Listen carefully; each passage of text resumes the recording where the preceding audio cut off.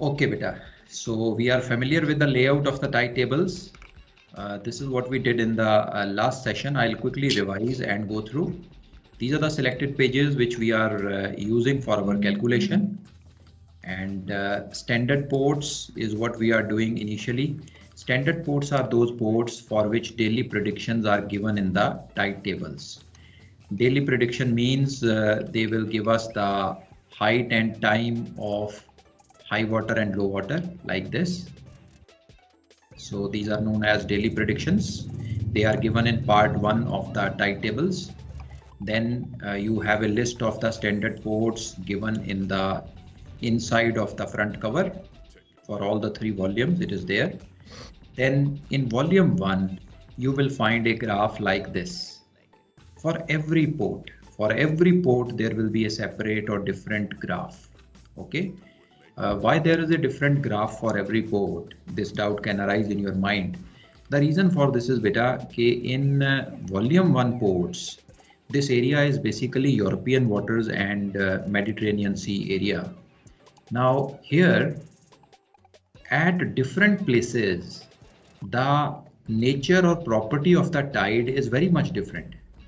At some port, the tide rises very fast, okay, and falls slowly. At some other port, it could be totally different. It may be rising very slowly and falling very fast. So because of that, one single graph or diagram cannot be used for all the places here. So you will find this tidal curve or graph for every port in volume 1. Okay, now in this graph also, sometimes you will see there are 2 lines depicting the graph. One is a dotted line, another one is a solid line. So these 2 lines you can see on the right hand side top of the graph here. They are given for spring and neaps. So if the range of the tide is very high, that means a spring tide, we use the solid line. And if the range of the tide is very less, that means it's a neap tide, we use the dotted line. So that is why these dotted and solid lines are provided. Okay, there are 2 scales which are given. Left hand side top of the diagram, you see there is a scale given for high water, and left hand side bottom, if you see, there is a scale given for low water. So we will see how do we use these scales. At the bottom of the curve, you will see they have given us high water in the middle. Here you can see the high water is given here.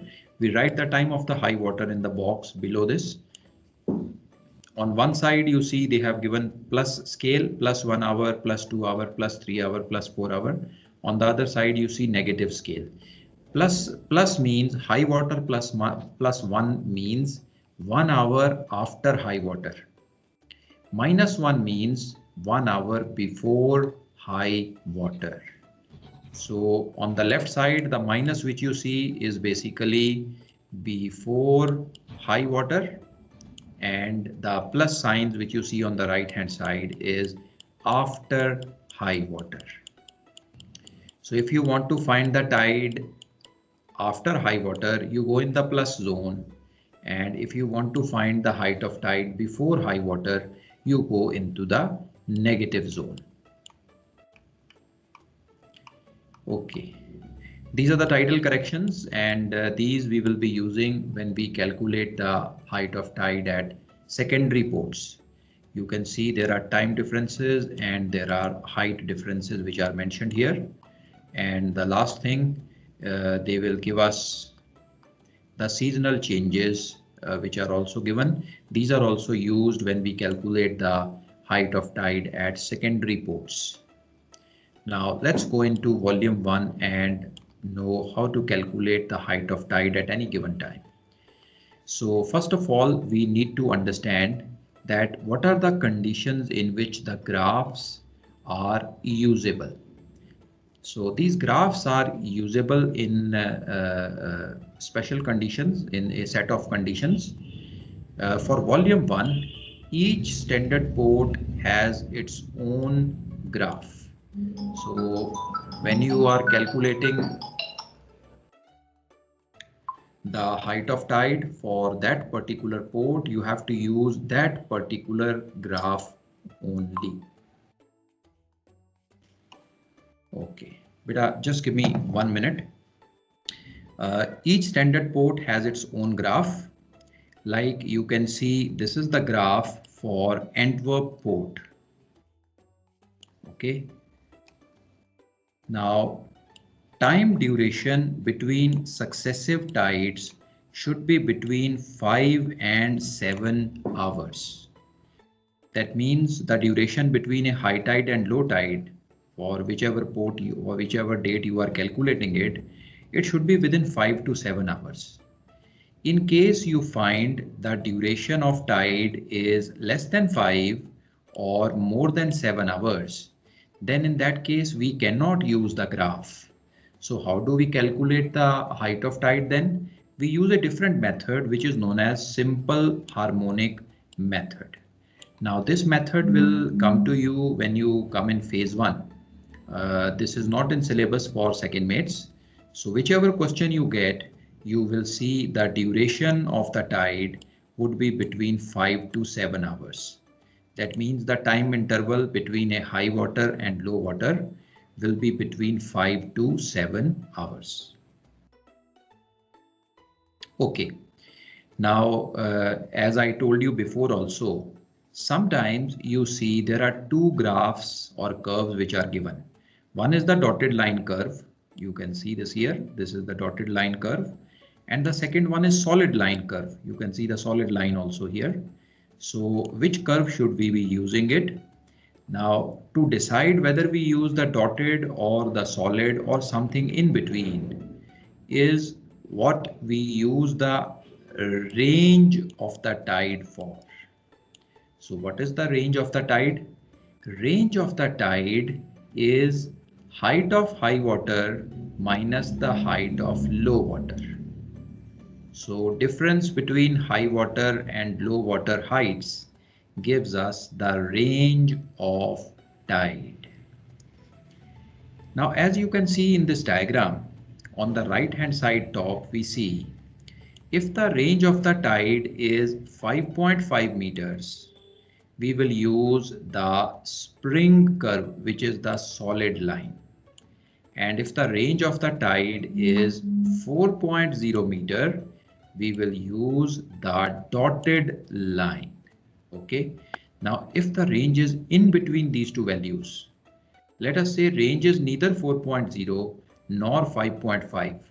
The range is 4.5. Then what we do? Then we have to interpolate between the dotted line and the solid line.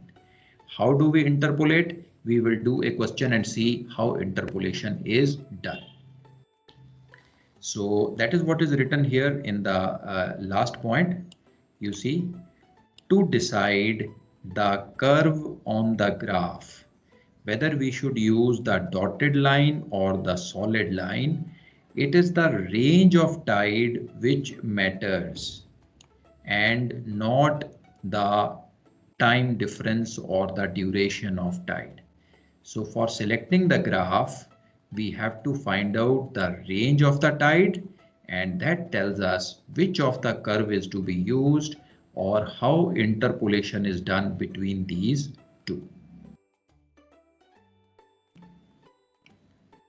Okay, now if we are required to interpolate between the spring curve and the neap curve, that means the solid line and the dotted line, then we are allowed to interpolate between them, but we should not extrapolate between them. What is the meaning of extrapolation? It means we should never go out of this zone. Our graph should always lie between the dotted line and the solid line in the zone which I have highlighted. We should never go outside on the side of the dotted line, and we should never go outside on the side of the solid line. What does this mean? This basically means that if the range of tide is greater than the spring, like in this case, You see, the spring range is 5.5 meter. Let us say in your question, the range comes to 5.8 meters.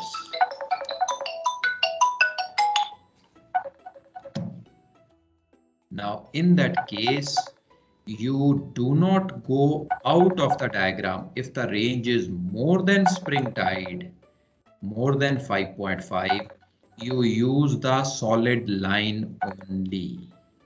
Okay. If the range is less than neap tide, let us say the range is less than 4.0. So in that case, you use the dotted line only.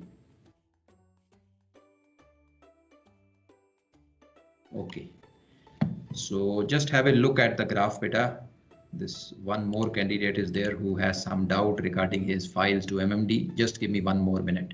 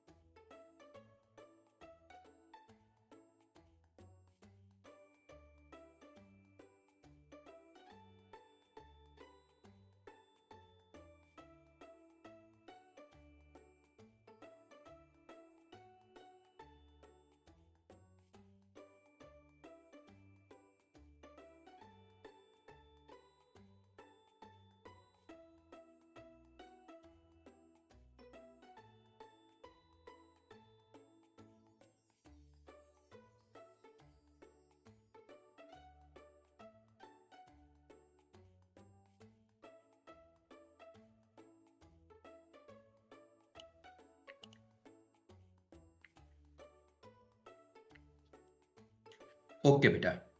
So for ranges greater than the spring range, spring curve should be used, and for ranges less than neaps, the neap curve should be used. Okay. Now let's open up an example and try to find out the height of tide. The example which we are taking is calculate the height of tide at 0630 at Antwerp on 2nd January 1992. So this is the question, beta. Please note it down in your notebooks. We have to find the height of tide at 0630 at Antwerp on 2nd January 1992. So please note this down in your notebooks. We will be doing it. All of us will be doing it step by step. So you should keep your calculators and the tables ready, the tide tables ready. Step by step, I will be telling you how we have to go ahead and solve this question.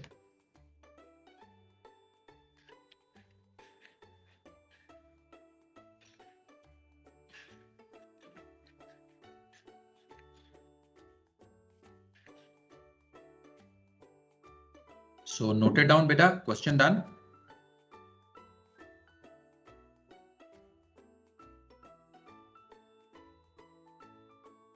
Yes. Okay, now step 1 of solving. First of all, we go to the index, which is inside of your front cover, and we find out the page number for Port Antwerp. So all of you go there inside of the front cover and tell me what is the page number for Antwerp, beta? 182. 182. Very good, beta. So you can see Antwerp here in the inside of the front cover. It tells you page 182. Very good. So let's go to page 182 now.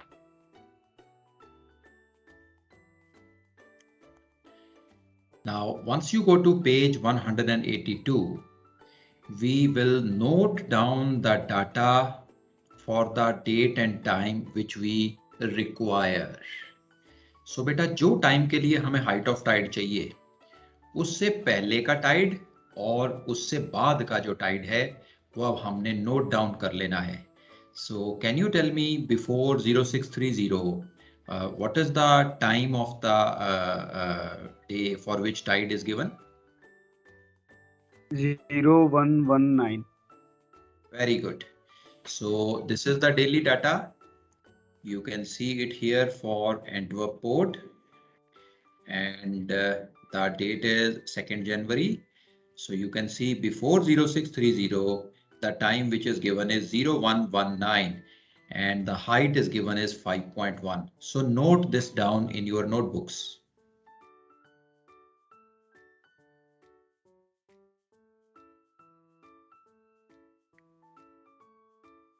Okay, now after 0630, the next time which is given to us is 0801 and the height of tide is 0.8 meter. So we will also note this down in our notebooks, and the height of tide which we require is 0630. So I have put a question mark here. This is what we require. So just note down this data in your notebooks, beta.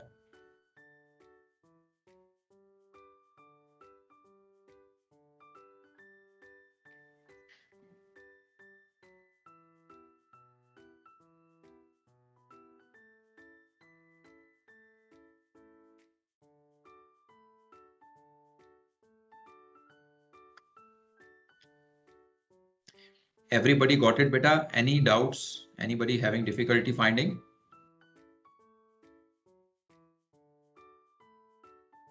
Yes sir, वो digital addition में sir उसमें Roman digits में लिखा हुआ है तो थोड़ा सा दिक्कत हो रहा है, मैं फाइंड कर रहा हूँ. ओके बेटा, digital okay, I will share it with you. Do you don't have a soft copy, beta? Okay sir, got it sir. मिल गया बेटा? यस सर, मिल गया. ओके. और बेटा, anybody having problems finding this data up to here?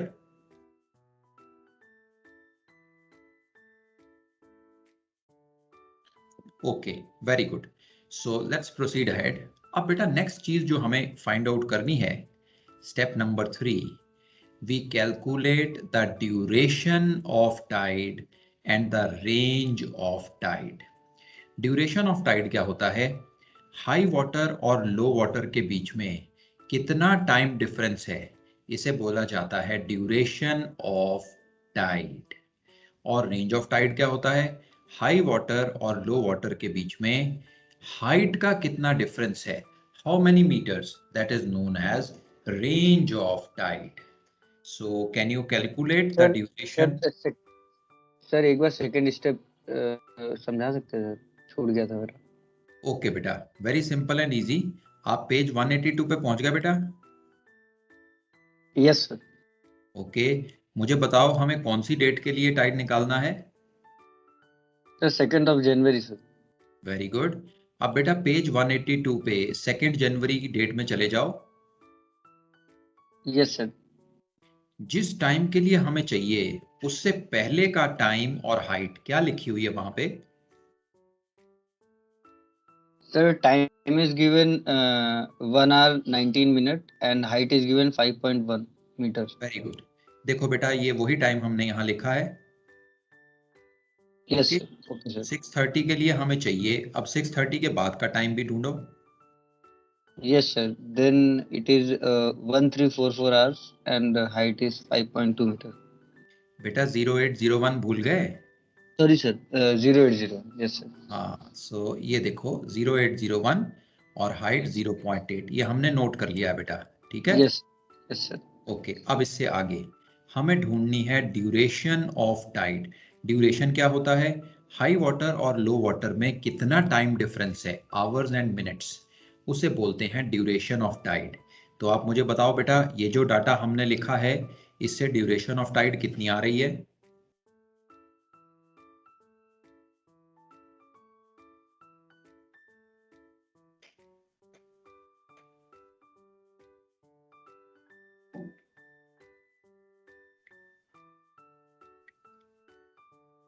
So 6:42. Okay, beta, very good. The duration is coming to 6 hours and 42 minutes. So that is 0801 minus 0119. 6 hours 42 minute is the duration. अब बेटा मुझे range भी बताओ कि Tide की range कितनी आ रही है.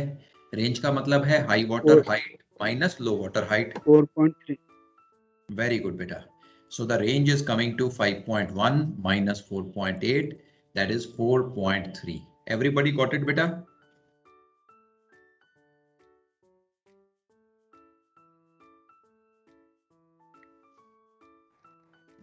Yes, sir. Okay, very good. अब ये दोनों चीजें हमारी नोटबुक पे आ गई हैं. We have the duration of tide, we have the range of tide. Duration is 6 hours 42 minutes. Range is 4.3 meters. Let's proceed ahead now. अब बेटा जो इसके साथ ग्राफ दिया गया है हम उस ग्राफ में चले जाएंगे. So can you see this graph given? एंटोआ पोर्ट के लिए ये ग्राफ दिख रहा है बेटा? Anyone having difficulty finding? Yes. Very good. So अब इस ग्राफ में हम देखेंगे कि हमें क्या क्या करना है. सबसे पहले बेटा इस ग्राफ के लेफ्ट साइड में बॉटम में आप देखोगे लो वाटर का हाइट इन्होंने लिखा है और वहां पे एक स्केल दिया हुआ है. इस स्केल पे हमें हमारी जो लो वाटर की हाइट है उसे मार्क करना है. So our low water height is 0.8 metres. हम ये 0.8 को अपने लो वाटर स्केल पे मार्क कर देंगे.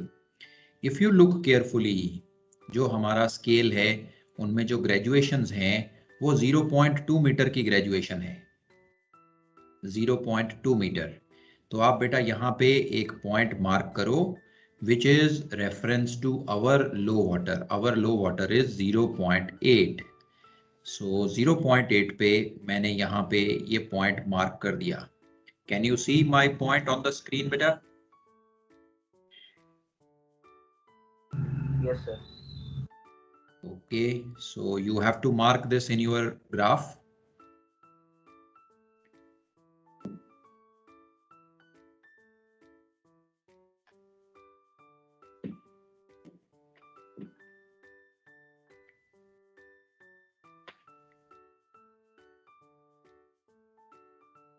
Okay, so once this is marked, अब बेटा हम चलेंगे जो हमारे टॉप लेफ्ट साइड में हाई वाटर का स्केल दिया है. इस हाई वाटर के स्केल में हमें अपने हाई वाटर को मार्क करना है. हमारा हाई वाटर है 5.1 मीटर्स. सो हम 5.1 मीटर्स को इस स्केल पे मार्क करेंगे. So please mark 5.1 on your graphs. You can see मैंने अपने ग्राफ पे 5.1 मीटर हाइट को मार्क कर दिया है. मेरे पास एक दूसरा पॉइंट आ गया हाई वाटर स्केल पे.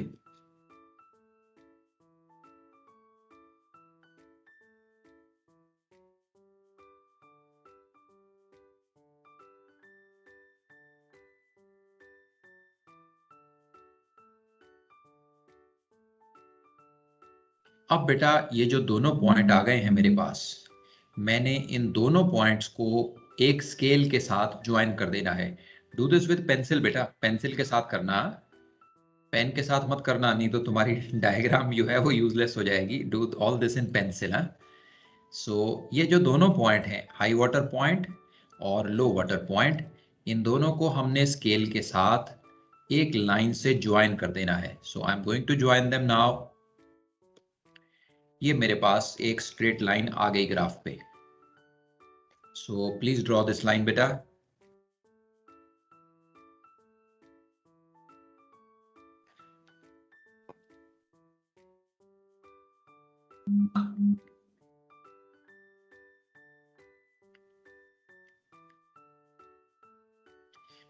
ये जो लाइन अब आपके ग्राफ पे आ गई है, this line is known as interpolation line. इसको हमारा नाम जो इसने हमने इसको दिया है that is interpolation line. So anybody having difficulty getting the interpolation line?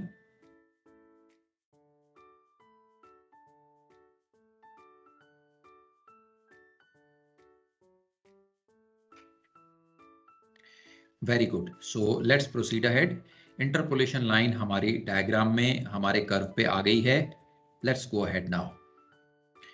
अब बेटा हमने क्या करना है, जिस टाइम के लिए हमें हाइट ऑफ टाइड चाहिए, what is the time 0630, we have to check कि ये जो 0630 का टाइम है ये हाई वाटर से कितनी दूर है.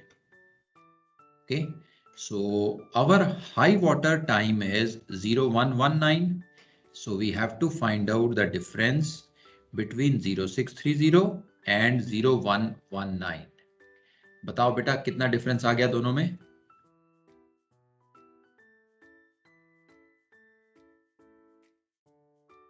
5 और 11 मिनट. Very good.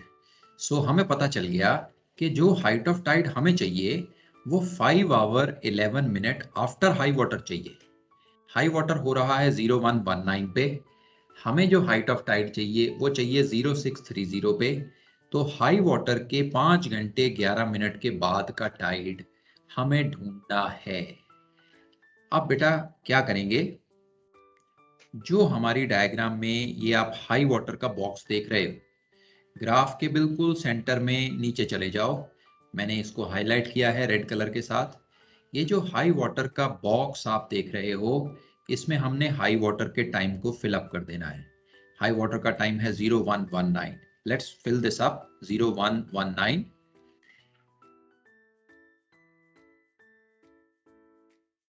ये मैंने 0119 का टाइम हाई वाटर के बॉक्स में लिख दिया. अब मुझे जो टाइड चाहिए वो चाहिए इसके 5 घंटे 11 मिनट के बाद. Now can you tell me बेटा, should I go in the plus range और minus range? Plus range sir, plus. Very good बेटा, it will be plus range. So हम प्लस वाली रेंज में जाएंगे और 5 घंटे 11 मिनट हमने आगे जाना है. अब बेटा अगर आप ये जो प्लस वाली रेंज है इसे भी ध्यान से देखो, तो आप देखोगे कि हर एक छोटा इंडिकेशन जो इन्होंने हमें दिया है वो 10 मिनट का इंडिकेशन है. 1 आवर के बाद आप देखोगे 10 मिनट्स का एक मार्क इन्होंने किया है, फिर 20 मिनट्स पे मार्क है, 30 मिनट पे है, 40 पे, 50 पे और फिर 2 आवर्स हो जाते हैं. सो ये जो मार्किंग है हर एक 10 मिनट में की गई है. तो हमें 5 घंटे 11 मिनट आगे जाना है. So from the high water let's go plus 5 our and 11 minutes. Late me show you with A arrow. ये मैंने हाई वाटर से 5 घंटे 11 मिनट आगे का एक पॉइंट ले लिया और इस पॉइंट को मैंने नाम दे दिया A point. Let's mark it on the chart. ये मैंने चार्ट पे इसको मार्क भी कर दिया है.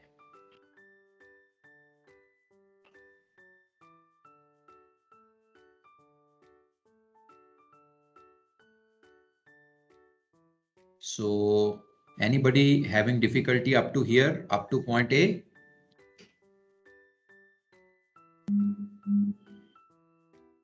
सर जो छोटी वाली डिवाइड 0.2 डिवाइडेड है, तो सर ये अराउंड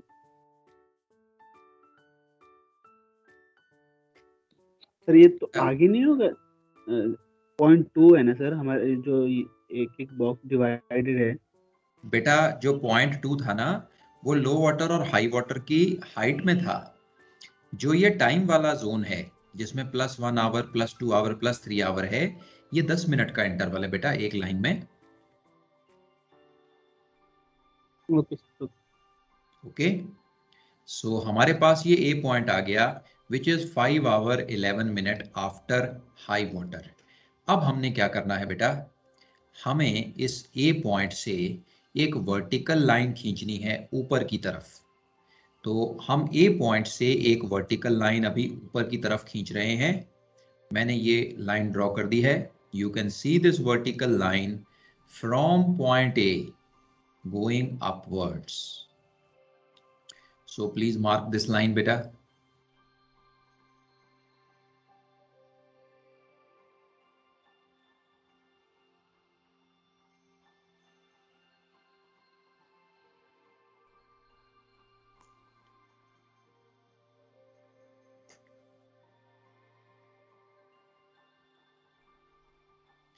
ओके, ये जो वर्टिकल लाइन अब हमने खींची है, अब ये वर्टिकल लाइन डॉटेड लाइन को भी कट कर रही है और सॉलिड लाइन को भी टच कर रही है।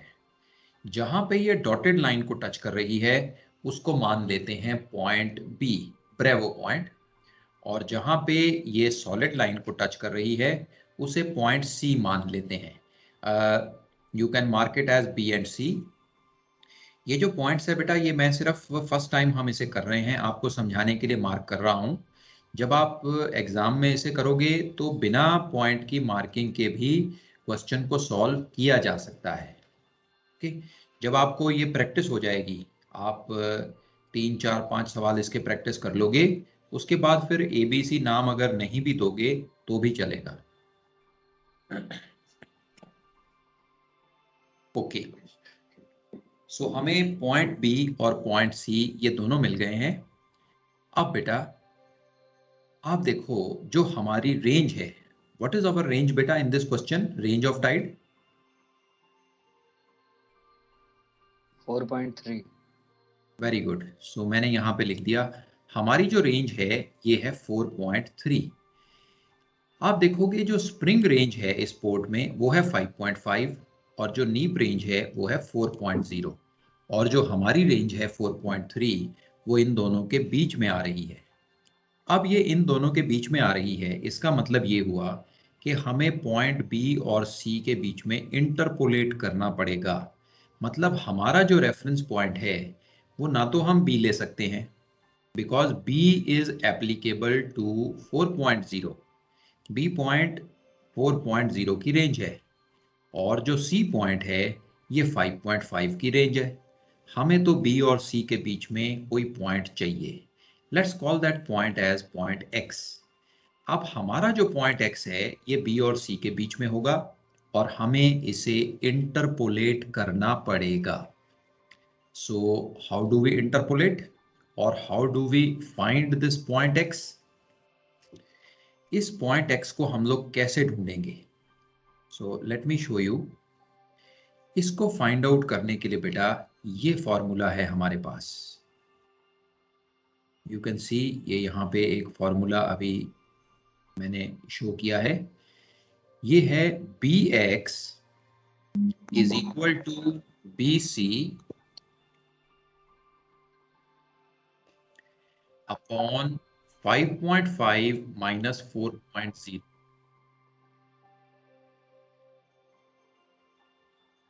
Multiplied by 4.3 minus 4.0। अब ये फॉर्मूला कैसे आया बेटा, ये मैं अभी आपको एक्सप्लेन करता हूं। This formula is nothing but interpolation. Okay, this formula is nothing but interpolation.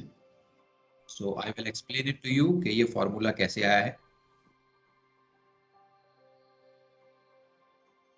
Okay, I am changing over the slide to show you कि फॉर्मूला हमने कैसे निकाला है। देखो बेटा हमने क्या किया, हमने अब पॉइंट एक्स ढूंढना है यहाँ पे। ओके, हमारा जो पॉइंट एक्स है, let us say point X is here, we can find out this distance B X. Total B to C का जो डिफरेंस है बेटा, just give me 1 minute, there is one more call.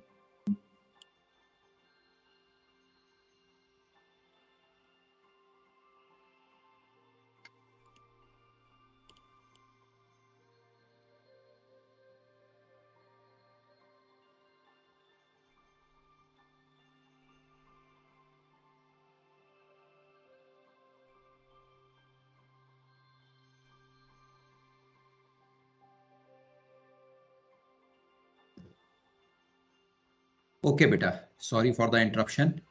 सो हमने बेटा ये point x ढूंढना है। Basically B to C की जो टोटल लेंथ है, B point refers to the neap range which is 4.0, C point refers to 5.5। So BC जो total range है that is applicable for spring range minus knee range. Okay, so 1.5 metre के difference के लिए जो हमारा graph पे difference आ रहा है वो है BC। ओके, 1 मीटर के डिफरेंस के लिए ये होगा BC अपॉन 1.5 और हमें जो डिफरेंस चाहिए, हमारी रेंज है 4.3, so our range is 4.3 minus जो नीब की रेंज है 4.0, ये हो जाएगा 0.3। So if we do like this तो हमें BX डिस्टेंस पता चल जाएगा। सो अब बेटा आप मुझे बताओ कि ये इंटरपोलेशन जो है ये आपको समझ में आई? सर बी रेफर्स टू क्या बताया आपने? ओके, ये देखो बेटा प्रीवियस डायग्राम में बी पॉइंट डॉटेड लाइन पे है या सॉलिड लाइन पे, किस पे है बेटा? डॉटेड पे।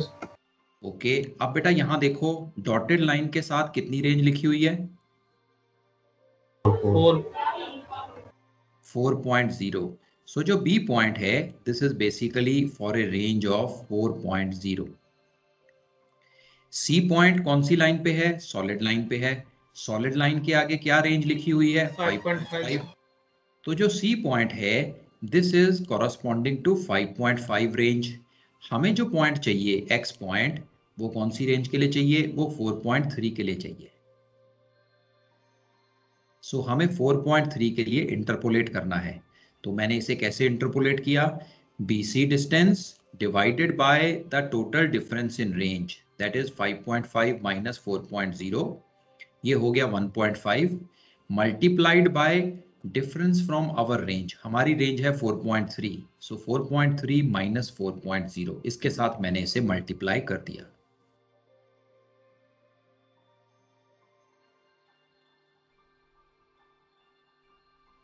So is it getting clear बेटा? ये interpolation is it clear?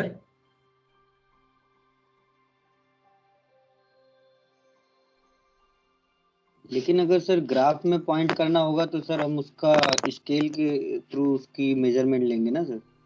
हाँ, ओके। अब जब आप इसे ग्राफ पे करोगे तो आप ये BC डिस्टेंस को मेजर कर लोगे अपने स्केल के साथ। ओके, सेंटीमीटर मिलीमीटर किसी में भी मेजर कर सकते हो। लेट अस से आपने मिलीमीटर में मेजर कर लिया, आप उसकी वैल्यू को यहाँ पे डाल दोगे। लेट्स से एग्जांपल ले लेते हैं ये, आप अपने चार्ट पे मेजर करके बता सकते हो बेटा ये कितना आ रहा है difference BC? How many millimetres?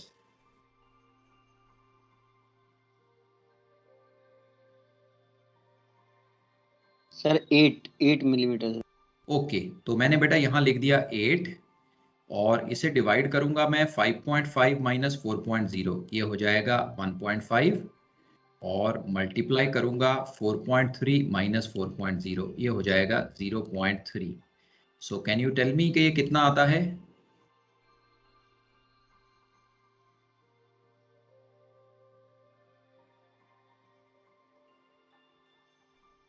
ऊपर जो डिटेल्स दी थी 1.6। वो मीटर्स में थी, हमने 8 मिलीमीटर्स में लिख दिया, तो सर उससे कोई प्रॉब्लम नहीं होगा? बेटा इंटरपोलेशन कर रहे हैं हम, कोई दिक्कत नहीं है। 5.5 के लिए पॉइंट C है, 4.0 के लिए पॉइंट B है, हमें 4.3 मीटर्स के लिए ही चाहिए।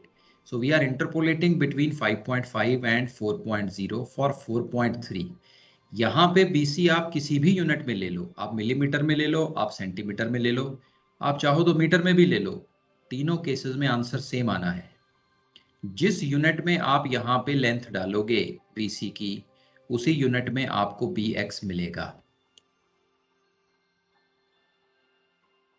ओके, इसको ऐसे समझ सकते हो आप, 1.5 metre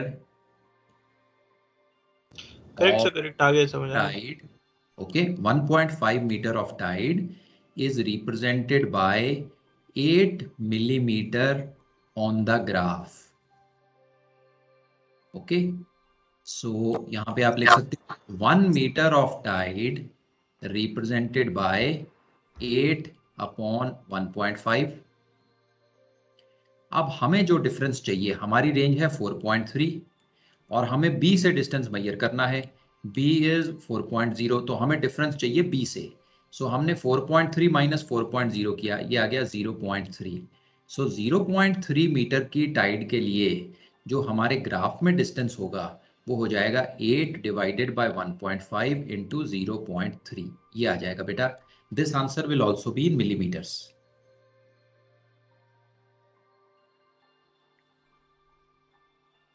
Okay, beta, this is understood now.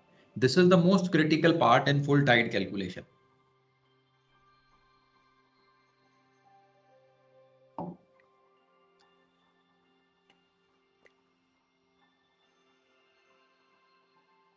Sir ये 1.6 आ रहा है सर. हाँ बेटा, ये 0.16 आएगा. सॉरी, हाँ 1.6 आएगा बेटा, दैट्स राइट. 1.6 आएगा ये. एंड इसे आप राउंड ऑफ करोगे तो 2 millimetre, you can round it off to the nearest millimetre. So ये 2 मिलीमीटर का आंसर आ जाता है. सो बी पॉइंट से 2 मिलीमीटर ऊपर आपने एक्स पॉइंट को मार्क कर देना है.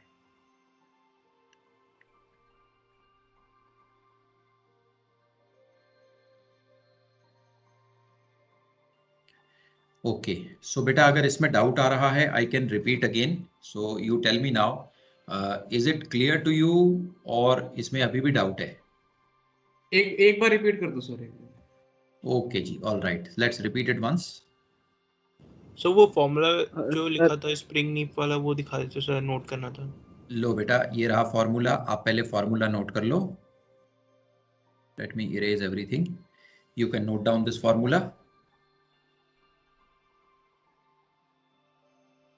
Sir one more question. Sir हम ये हाई वाटर के 5 घंटे बाद ले रहे हैं, 5 घंटे 11 मिनट. तो हम ऐसे भी ले सकते हैं लो वाटर में 1 आवर 31 मिनट्स बिफोर से. नहीं बेटा, वैसा नहीं ले सकते हैं. I will tell you the reason.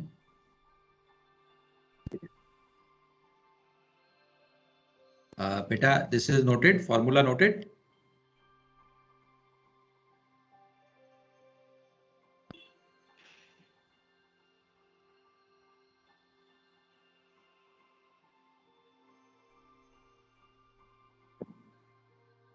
Yes sir, हो गया सर. ओके बेटा, ओके बेटा, हमने ये हाई वाटर से डिफरेंस लिया है. आप लो वाटर से इसे नहीं ले सकते हैं, because you see they have mentioned here specifically the centre point is always the high water. Okay, आप इस पॉइंट को या इस पॉइंट को लो वाटर कंसिडर नहीं कर सकते हैं. रेफरेंस हमेशा हाई वाटर से ही होनी है. ओके बेटा. Yes yes. ओके, अब बेटा मैं एक बार फिर आपको बता रहा हूं ये बी और सी के बीच की इंटरपोलेशन कैसे होगी. जो बी पॉइंट है ये डॉटेड लाइन पे है. डॉटेड लाइन का मतलब है it is representing a range of 4.0 metres. ये देख सकते हो आप, dotted line means a range of 4.0. जो सी पॉइंट है ये सॉलिड लाइन पे है. Solid line represents a range of 5.5 metres. Okay, so हमें जो रेंज चाहिए वो चाहिए 4.3 मीटर्स की रेंज, क्योंकि हमारी जो डेली प्रिडिक्शन हमने निकाली है वहाँ पे रेंज 4.3 आ रही है. तो अब जो बी पॉइंट है ये 4 मीटर को रिप्रेजेंट कर रहा है, दिस इज 4 मीटर्स. जो सी पॉइंट है ये रिप्रेजेंट कर रहा है 5.5 को. हमारा जो पॉइंट है इट शुड रिप्रेजेंट 4.3. सो 4.3 वाला हमें रेफरेंस चाहिए. अभी हम कैसे निकालेंगे? हमने B to C total length को मेजर किया. बी टू सी की जो लेंथ है वो आ गई हमारे पास 8 मिलीमीटर. तो हमने देखा 1.5 metre difference in tide. 1.5 metre difference in tide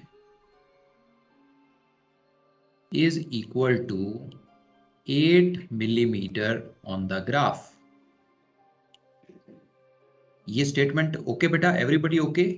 1.5 metre difference in tide equal to 8 millimetre on our graph. ये स्टेटमेंट सबको क्लियर है?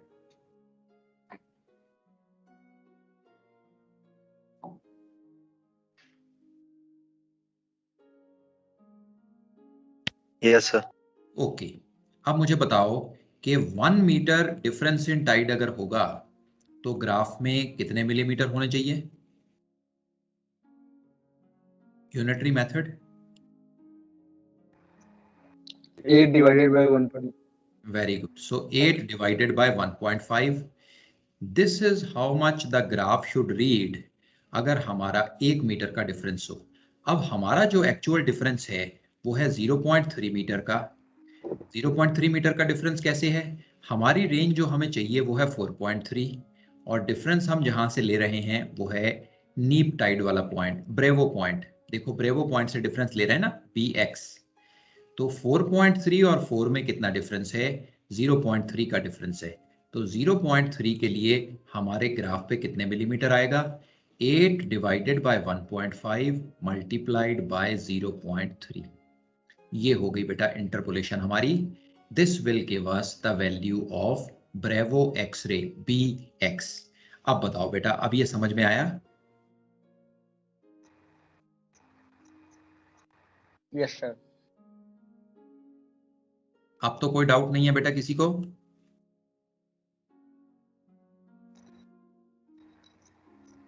Very good. बस अगर आप ये समझ गए तो टाइड का सवाल जो है ये सॉल्व हो गया। सो अब मैं आगे चल रहा हूं बेटा, एक्स पॉइंट से आगे चल रहे हैं हम। इंटरपोलेशन हमने देख ली है, ये फॉर्मूला भी हमने नोट कर लिया है। अब हमको पॉइंट एक्स मिल गया है। देखो मैंने यहाँ पे पॉइंट एक्स मार्क कर दिया है। You can see this is the point x which I have marked. अब मैंने क्या करना है बेटा, इस पॉइंट एक्स से मैंने एक हॉरिजॉन्टल लाइन को ड्रॉ करना है। सो पॉइंट एक्स से मैंने एक हॉरिजॉन्टल लाइन ड्रॉ की।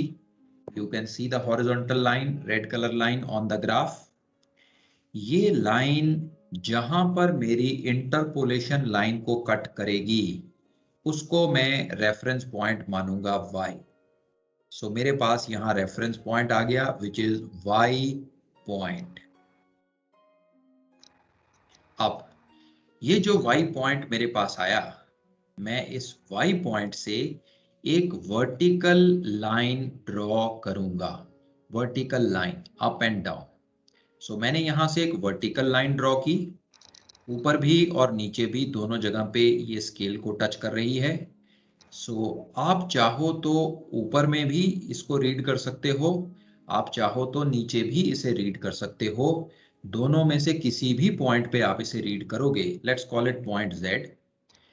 तो ये जो पॉइंट है ये आपको आपकी हाइट ऑफ टाइड बता देगा। सो if you draw this horizontal and vertical line और ये Z पॉइंट आप अपनी डायग्राम में निकालोगे तो आपको हाइट ऑफ टाइड जो है ये 1.6 मीटर्स मिलेगी।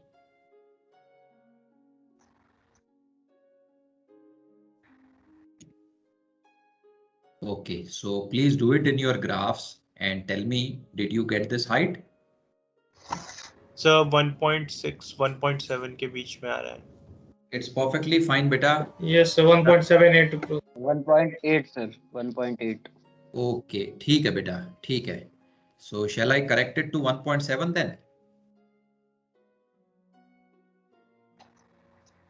सबका 1.7 के आसपास आ रहा है बेटा? 1.8 sir. 1.8 आ रहा है। 1.7 1.8 sir, near about this one. ठीक है बेटा, मैं इसको 1.7 कर देता हूँ।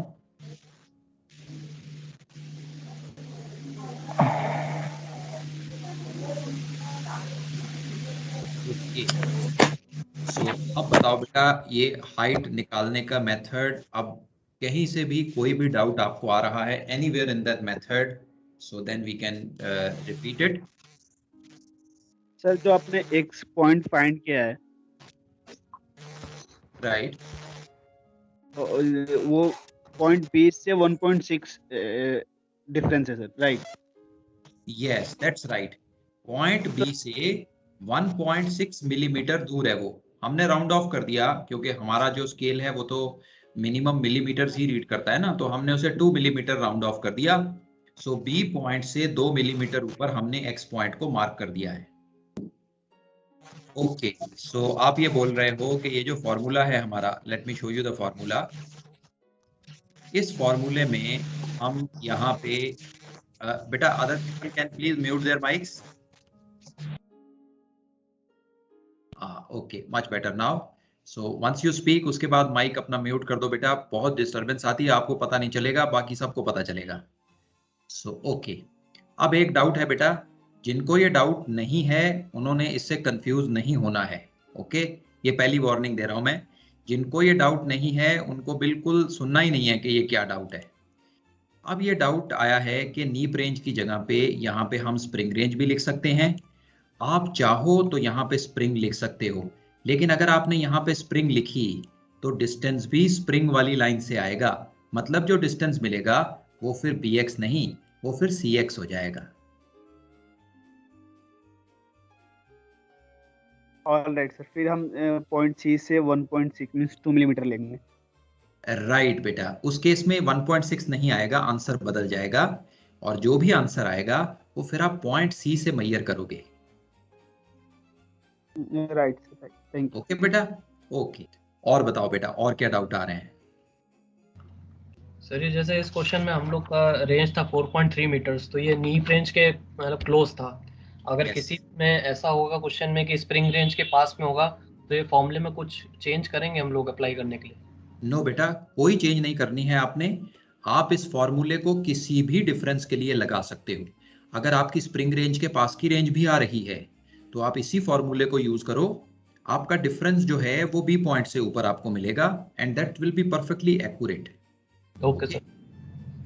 आप जैसा मैंने अभी बताया कि अगर आप लेना चाहो तो स्प्रिंग से भी ले सकते हो, but I don't want to give you too many formulas, क्योंकि जितने ज्यादा फॉर्मूले आप चेंज करोगे ना उतना बेटा एग्जाम में कंफ्यूजन बढ़ जाएगा। So that's why stick to one basic formula and follow it. Spring से कर सकते हैं हम, इंटरपोलेट किसी भी पॉइंट से किया जा सकता है, मिनिमम वाले पॉइंट से भी किया जा सकता है, मैक्सिमम से भी किया जा सकता है, लेकिन जो फॉर्मूला है वो ऐसा होना चाहिए कि आपके माइंड में कंफ्यूजन क्रिएट ना करे। सो अगर आप bx वाला फॉर्मूला याद रखोगे तो आपको पता है मेरा रेफरेंस b पॉइंट है। Okay, so if you are comfortable with c point और आपने c वाला फॉर्मूला यूज करना है, फॉरगेट अबाउट b, देन फिर आप c को ही यूज करो। ओके, जैसे बी के साथ कंफर्टेबल है sir. Right, okay, then keep on using b for whichever range it comes. अब देखो, एक्स्ट्रापोलेशन तो इसमें होती नहीं है। अगर कभी रेंज 5.5 से ऊपर चली गई तो भी हमें तो ऊपर जाना नहीं, हमें तो फिर सीधा 5.5 वाला पॉइंट ही यूज कर लेना है, ना हमें 4.0 से नीचे आना है। सो अगर 4.0 से नीचे रेंज आती है तो हमें तो 4.0 वाला पॉइंट यूज कर लेना है। सो अगर आपकी वैल्यू इस रेंज के बाहर गई तो फिर तो आप जो भी कर्व उसके पास है उसे यूज कर लोगे। अगर बीच में आई तो ये फॉर्मूले से आप उसे इंटरपोलेट कर लोगे। ठीक है सर।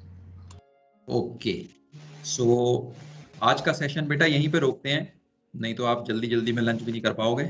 सो हमने आज स्टैंडर्ड पोर्ट की हाइट कैलकुलेशन जो है ये देखी है। इफ रिक्वायर्ड अगली क्लास में अगर इसमें कोई भी डाउट आपको होंगे तो we will cover up those doubts. आप इस क्वेश्चन को अच्छे से प्रैक्टिस करो and I will see you in the next class. So till then, bye bye बेटा।